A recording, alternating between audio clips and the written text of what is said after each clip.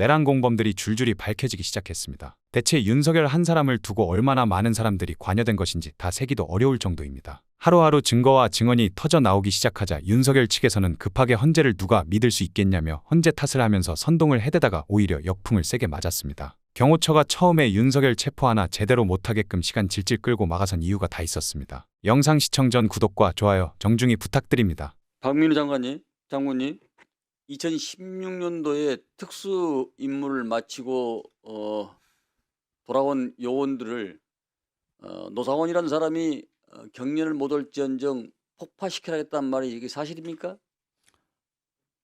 네, 사실입니다. 사람이 물건입니까? 그래서 제가 분노한 겁니다. 그걸 또 부하들한테 얘기는 하지 않았습니다. 노상원이 얘기한 걸 저도 확인했고 저만 알고 있었고, 그래서 그 당시에 그 기억이 있기 때문에 뭐 그 노상원하고 뭘 이렇게 한다는 게, 저는 만약에 제가 여단장 있었으면은 노상원하고는 안 했을 겁니다. 네, 금수만 또 못한 사람이구만요.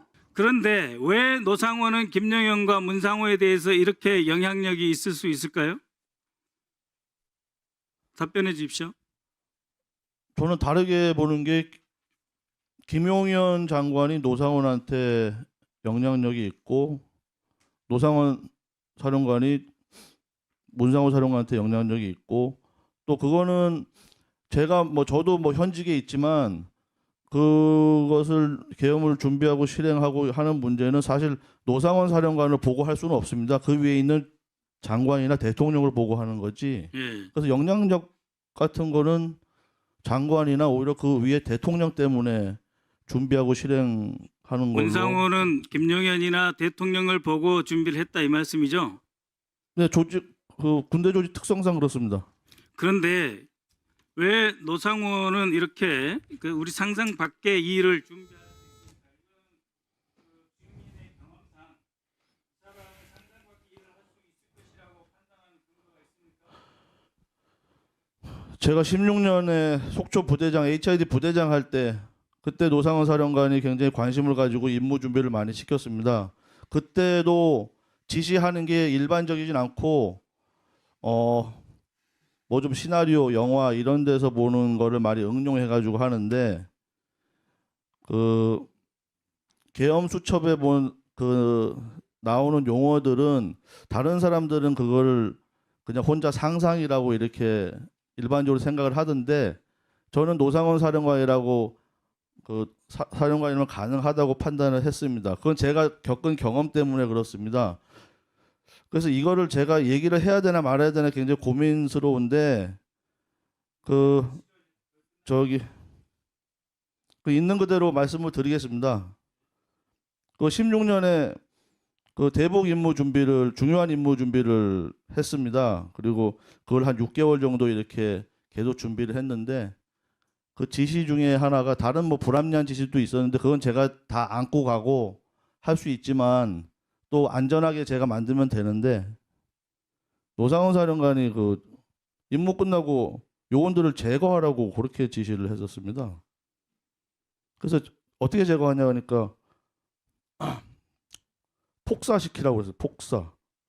그래서 폭사의 방법이 원격 폭파 조끼를 입혀가지고 임무 끝나면은 들어오기 전에 폭사시키라고 그래서, 저는 그 얘기 듣고 이건 같이 이게 하면 안 되겠다 이런 생각이 들었고, 그 앞에서는 얘기를 안 했는데 속으로는 굉장히 좀 이렇게 쌍욕 같은 게 나왔고, 전화 끊고 나서도 계속 저 혼자 그런 어떤 감정과 자연스럽게 욕을 뱉기도 했는데, 결국은 그거를 얘기를 안 한 건, 얘기하면은 또 부대장도 교체되고 다른 방법을 할 수 있기 때문에, 결국은 그걸 제가 안고 제가 준비 안 하기만 하면 되는 거니까, 저는 100% 안전하게 다 살려서 돌아오는 게 목표이기 때문에 그런 지시가 있었기 때문에, 그때 그 사람의 그런 잔인한 면, 반인륜적인 면을 봤기 때문에 그 계엄 수첩에 적힌 용어들이 전혀 낯설지 않았습니다. 이상입니다. 묻겠습니다. 대통령실 비화폰 관리 업무를 담당하는 것이 경호처 맞죠? 네, 맞습니다. 관리지원본부에서 담당하는 걸로 알고 있는데 맞습니까? 네, 맞습니다. 그렇다면 본부장님께서 비화폰 관련 업무를 사실상 총괄하고 있다고 봐도 되죠. 네, 네. 자, 비화폰의 성격에 대해서 좀 확인해 보겠습니다. 비화폰은 국정 운영상 안보와 보안 유지를 위해서 제한적으로 사용되는 게 맞죠? 아닌가요? 예, 맞다고. 예. 그런데 이번 내란 사태에서는 핵심 통신 수단으로 악용되었습니다. 민간인에게도 지급되고 일종의 비화폰 공화국을 만들었습니다. 특히 비화폰은 12.3 불법 내란의 핵심 목격자가 되었습니다. 김건희 씨는 여전히 비화폰을 사용하고 있죠. 짧게 예 아니오를 짧게 대답해 주세요. 대답 못 하십니까? 제가, 예, 여기서는 예. 좋습니다. 잠시만 시간 멈춰 주시고요. 방정환 국방혁신기획관님, 본부장님 옆에 잠깐 서 계시면 됩니다. 곧이어서 하니까. 예. 방정환 본부장님 잠깐만. 네, 국방혁신기획관입니다. 예, 1차 청문회 당시에 계엄 당일날 노상원 씨로부터 비화폰을 받아 장관실에 제출했다는 취지로 답변했습니다. 맞습니까? 그 폰을 전달한 사실은 있는데 예. 폰이 비화폰인지 일반 폰인지 좋습니다. 확인이 잘 안 됩니다. 당시 노상원 씨로 누구로부터 비화폰을 받았다고 들은 적이 있습니까? 그 사실은 제가 공소 중인 사실이라서 답변드리기 시작합니다. 좋습니다. 들어가시고요. 시간 멈춰 주시고 본부장님 나오십시오. 제가 여러 루트로 확인한 결과 경호처에서 노상원 씨에게 직접 비화폰을 제공했다고 들었습니다. 맞습니까? 예 아니오로 짧게 답하십시오. 의원님 죄송합니다. 제가 그 사항은 정확하게 좀. 자, PPT 다음 페이지 봐주십시오. 끝번호 9481, 이 번호 기억나십니까? 빨리 답하시고요. 지금 증인이 거짓말을 이야기하시면 위증죄로 고발당할 수 있다는 걸, 법적 조치를 당할 수 있다는 걸 말씀드립니다. 제가 세부적인 번호까지는 좀. 9481 기억나십니까? 라고 물었습니다. 이 번호는 바로 노상원 씨가 썼던 걸로 확인되는 비화폰 번호입니다. 모르십니까? 있는 그대로 이야기하셔야 됩니다. 증인 기억나지 않습니까? 제가 정확하게. 제가 그럼 기억나게 해드릴게요. 계엄 하루 전인 12월 2일 날 민간인인 노상원에게 비화폰을 주라고 한 사람이 있습니다. 누굽니까? 알고 계시잖아요, 증인. 제가 정확하게는. 정확하게 제가 다시 확인할까요? 경호처의 김성훈 차장 비서관이 와서 비화폰 가져갔잖아요. 맞습니까? 아닙니까? 본부장님은 비화폰 업무를 총괄하고 있는 사람입니다. 모를 리가 없고요. 맞습니까? 아닙니까? 경호처 김성훈 차장이 비서관 김땡땡 비서관 가져간 거 맞아요? 아니에요? 불출 현황을 다시 한번 확인해. 다시 한번 확인하는 게 아니라 아는 사실을 이야기하라는 겁니다. 맞습니까? 아닙니까? 확인해 보겠습니다. 확인하는 게 아니라 이게 확인된 내용입니다. 왜 본인이 진실을 이야기 안 합니까? 번호까지 확인했는데. 다시 이야기할까요? 김성훈 경호차장의 비서관인 김땡땡 비서관이 와서 비화폰을 챙겨갔습니다. 그리고 그걸 노상원에게 줬어요. 민간인 노상원에게 준 게 사리에 맞습니까? 전화번호를 전부를 다 공개할까요? 의원님 제가. 본부장님, 예. 김성훈 차장이 네. 내란의 비선 설계자인 노상원에게 비화폰을 바쳤다는 것은 김성훈 차장이 사전에 비상계엄을 알고 함께 공모했다는 사실을 보여주는 아주 중요한 증거입니다. 즉 김성훈 차장이 내란에 깊숙이 관여돼 있다라는 거고요. 내란의 주요 임무 종사자라는 걸 밝히는 겁니다. 왜 진실을 안 밝힙니까? 다음 보겠습니다. 잠시 시간 멈춰주시고 곽종건 사령관 앞으로 나와주십시오.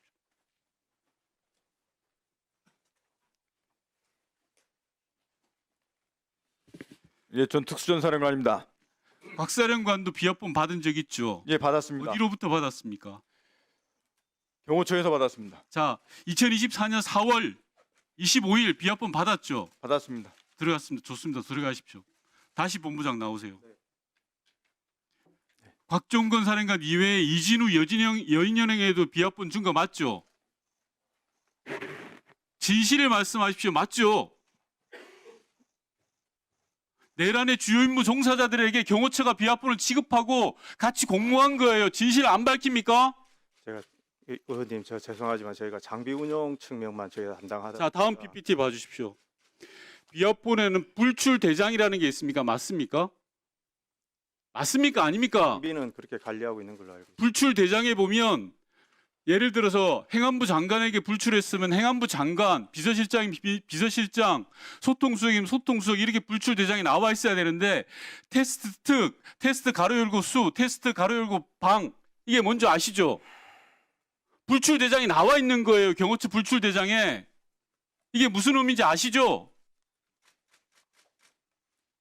본부장님 예, 아십니까 모릅니까? 예, 본 적은 있는 것 같습니다. 이게 바로 테스트 특전사령관한테 비합본을 줬다는 거고요. 테스트 수방사령관한테 줬다는 거고요. 테스트 방첩사령관한테 줬다는 겁니다. 다음 PPT. 테스트 얘가 뭔지 압니까? 보셨죠 이거? 안 보셨다라고 하면 본부장은 직무유기입니다.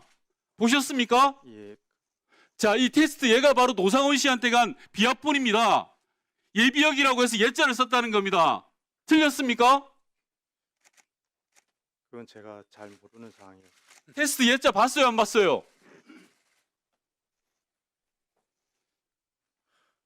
자, 12월 중순 김성훈 경호차장이 본부장한테 지시를 합니다. 자신이 내란에 결부된 게 두려워서 관련 기록을 삭제할 것을 요구합니다. 그 요구 받은 적 있죠? 의원님 그 관련된 그 자, 전체- 본부장님. 예, 예. 제가 알기로는 본부장님과 실무자들이 버텨가지고 기록을 삭제하지 않았다고 들었습니다. 용감한 행동이고 의미 있는 행동이에요. 그래서 내란의 주요 퍼즐들이 맞춰지고 있어요. 지금 진실 밝히셔야 돼요. 만약에 여기서 밝히지 않으면 본부장도 똑같이 김성훈 차장과 내란 동조자가 되는 겁니다. 당시 삭제 지시한 거 맞죠? 불출 대장에 대해서. 맞습니까? 아닙니까? 의원님 그 관련된 내용은 제가 예 아니오로만 답변하십시오. 제가 말씀드린 불출대장 삭제 지시가 있었다. 사실에 부합합니까? 아닙니까? 그 관련 내용은 지금 현재 수사가 진행. 본부장님 마지막 기회를 드립니다. 예, 저는 모든 걸 확인하고 묻는 겁니다. 예, 의원님. 예, 본부장님께 마지막 기회를 드리는 겁니다. 예, 본부장님과 실무자들이 온몸으로 저항했고 막았습니다. 인정합니다. 의미 있는 행동입니다. 그래서 내란의 주요 종사자들의 증거들을 밝혀낼 수 있습니다. 김성훈 차장으로부터 12월, 제가 날짜까지 말씀드릴까요? 12월 13일 금요일 날 본부장한테 지시를 냈습니다. 불출대장을 삭제하라고. 근데 불출대장을 삭제하면 안 되는 겁니다. 법적으로. 그래서 본부장과 실무자들이 버텼다고 합니다. 맞습니까? 아닙니까? 그 전반적인 내용에 대해서는 제가 여기서 좀 언급드리기가 조금 제한이 됩니다. 사실에 이 부합하지요? 양해를 좀 해주십시오. 사실에 부합합니까? 안 합니까? 그 이야기만 하십시오. 그거는 제가 좀 말씀드리겠습니다. 사실에 부합한지 안 한지만 묻습니다. 어떻습니까? 아니면 오늘 하루 종일 본부장님 이 이야기에 대해서 답변을 하셔야 됩니다. 어떻습니까? 사실에 부합하죠? 그 내용은 지금 현재 지금 수사 진행 중인 상황이라서 그 내용. 예. 지금까지도 윤 대통령을 비롯한 내란 핵심 세력들은 정치인 체포 지시는 없었다며 끝까지 부인하고 있죠. 하지만 이미 비상계엄 한 달여 전부터 체포 대상을 겨냥한 듯 사무실과 자택 주소 확인, 그리고 포고령 위반자 검거 및 압수수색이란 내용으로 메모까지 해뒀던 사실이 확인됐습니다. 검찰이 여인영 전 방첩사령관의 휴대폰을 포렌식하자 메모가 쏟아졌습니다. 지난해 10월 27일 작성된 메모에 포고령이란 말이 등장합니다. 포고령 위반 최우선 검거 및 압수수색, 휴대폰 사무실 자택 주소 확인, 행정망 경찰청 건강보험 등 석 줄짜리 메모입니다. 여 전 사령관은 김용현 당시 국방장관의 말을 적었다면서 포고령 위반자들을 검거하려면 주소 등을 알아야 하니 행정망이나 경찰망을 확인해야 한다는 원칙적인 이야기라고 검찰에 진술했습니다. 작년 10월 27일이면 포고령이 선포되기 전인데 무슨 내용인지도 모르면서 위반자를 검거할 방법을 써뒀다는 건 설득력이 떨어집니다. 지난해 11월 9일 메모에는 이재명, 조국, 한동훈, 우원식 등 14명 명단도 나옵니다. 여 전 사령관은 김 전 장관이 자주 인물평을 해온 사람들 명단을 적어둔 거지 다른 의미는 없다는 취지로 답했습니다. 하지만 이름을 보면 계엄 당시 체포 명단과 대부분 겹칩니다. 조지호 경찰청장도, 홍장원 전 국정원 1차장도 이재명, 조국, 한동훈, 우원식 이름을 여전 사령관으로부터 들었다고 검찰에 진술했습니다. 여전 사령관은 또 지난해 10월쯤에는 김 전 장관이 계엄사령부 합동수사본부 구금시설이 어딘지 묻더니 내가 수방사령관을 해서 잘 아는데 비원 벙커를 활용해도 될 거야라고 했다고 검찰에 진술했습니다. 윤석열 대통령과 김용현, 여인영 모두 정치인 체포를 부인하고 있지만 계엄 한 달여 전부터 체포와 구금 계획을 세운 정황을 검찰이 확보한 겁니다. 제가 국회의원을 체포하거나 본회의장에서 끌어내라고 했다는 것입니다. 정말 터무니없는 얘기입니다. 방첩사는 실제로 움직였습니다. 체포조는 국회로 출동했고 비원 벙커가 구금 시설로 적당한지 점검까지 한 것으로 검찰 수사에서 드러났습니다. 오늘 영상은 여기까지입니다. 대한민국 정상화를 위해 끝까지 힘쓰겠습니다. 여러분의 구독과 좋아요로 힘을 보태주세요. 감사합니다.